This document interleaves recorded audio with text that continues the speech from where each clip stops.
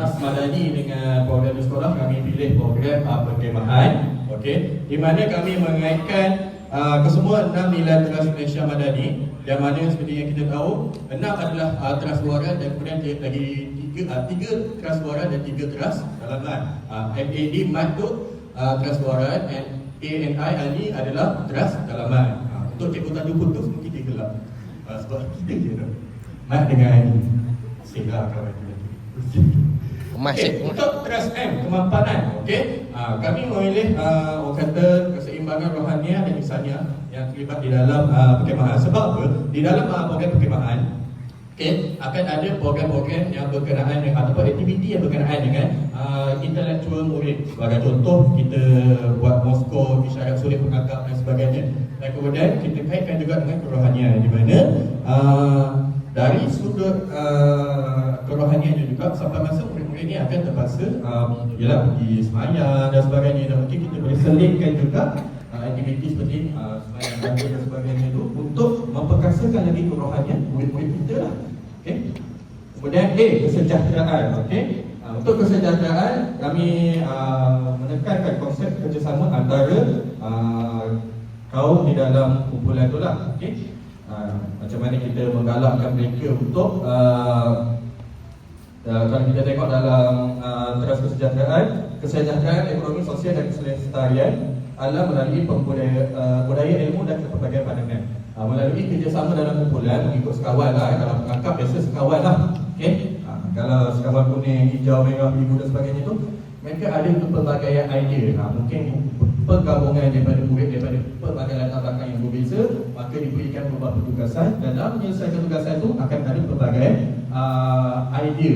Okay? Dan itu akan melatih murid-murid untuk bekerjasama dan saling menghormati pandangan antara satu sama lain dalam kumpulan. Kemudian D, daya cipta. Okay? Pembaharuan perupayaan modal insan bagi menjemakan daya cipta manusia. Dalam konsep perkhemahan, kita pilih kata tugasan membina gadget lah. Okay? Siapa yang pernah pergi kursus mandiri, saya tak tahu cikgu macam mana, tapi zaman saya dulu sehari sekurang-kurangnya 5 gadget. Jadi bila camping tu 6 hari, 6 darat 5 gadget tu. Jadi kita boleh cuba terapkan kepada murid-murid kita berkenaan dengan penggunaan gadget. Kadang-kadang gadget tu mungkin gadget kita tak pernah tahu pun, tapi tiba-tiba ada inovasinya. Contoh rak kasut tiba-tiba boleh jadi jerat dan sebagainya kan. Kita boleh menggalakkan kepada murid-murid kita untuk menjadi lebih kreatif.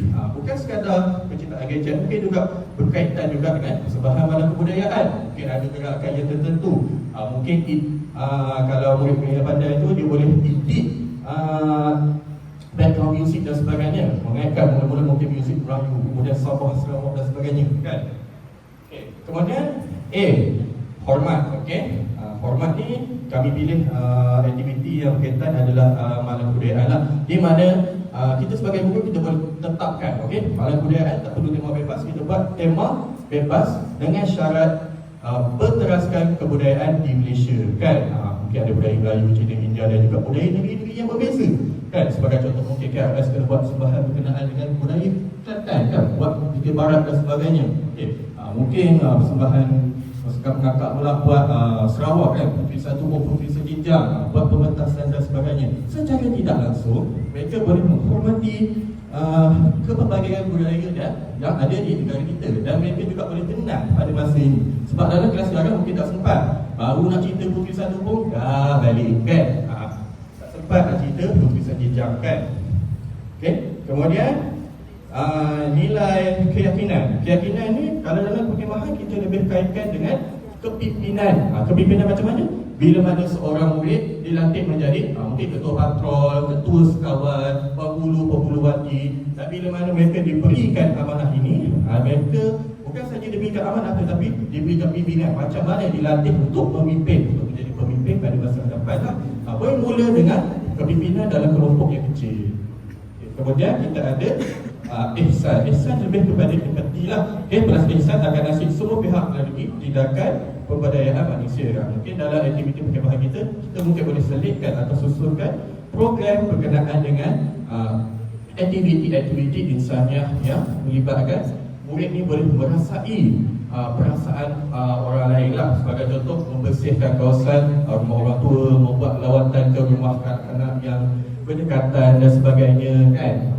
Jadi aktiviti-aktiviti ini boleh melatih murid-murid ni ada sifat empati. Maknanya, aku satu hari nanti mungkin aku tak nak hantar mak ayah aku ke rumah orang tua sebab aku tengok keadaan dia macam mana kan. Ataupun mungkin boleh menimbulkan persepsi yang berbeza. Sebagai contoh, mungkin satu hari kalau aku tak larat, aku mungkin akan hantar mak ayah aku ke rumah orang tua yang macam mana. Kan? Mungkin atas permintaan dia sendiri. Contoh, nak hantar ke rumah orang tua yang ada penjagaan yang lebih baik kan? Sebab takut kalau bila sahabat puasa tak mampu nak jaga, contoh ada kesakitan tertentu dan sebagainya, mungkin memerlukan pemantauan yang lebih serius, mungkin memerlukan anak tu menghantar di tempat yang lebih baiklah kalau tak mampu nak jaga kan. Selain itu mungkin boleh mengaitkan dengan nilai kebersihan dan sebagainya kan. Bersihkan kawasan kubur kan. Biasanya kawasan kubur dalam perkemahan ni kan. Lepas tu maknanya berinsafi lah, orang kata apa yang telah dilalui oleh mereka-mereka yang terdahulu sebelum kita lah. Lepas tu kita pula kan. So itulah saja daripada kumpulan 4 yang berkaitan Malaysia Madani dengan aktiviti perkemahan beserta. Sekian, terima kasih. Baik Rafiq. ABC. Aku baru-baru nak jadi coach lah tu. Betul kan? Betul kan? Dah, lulus. ABC dulu. Okey.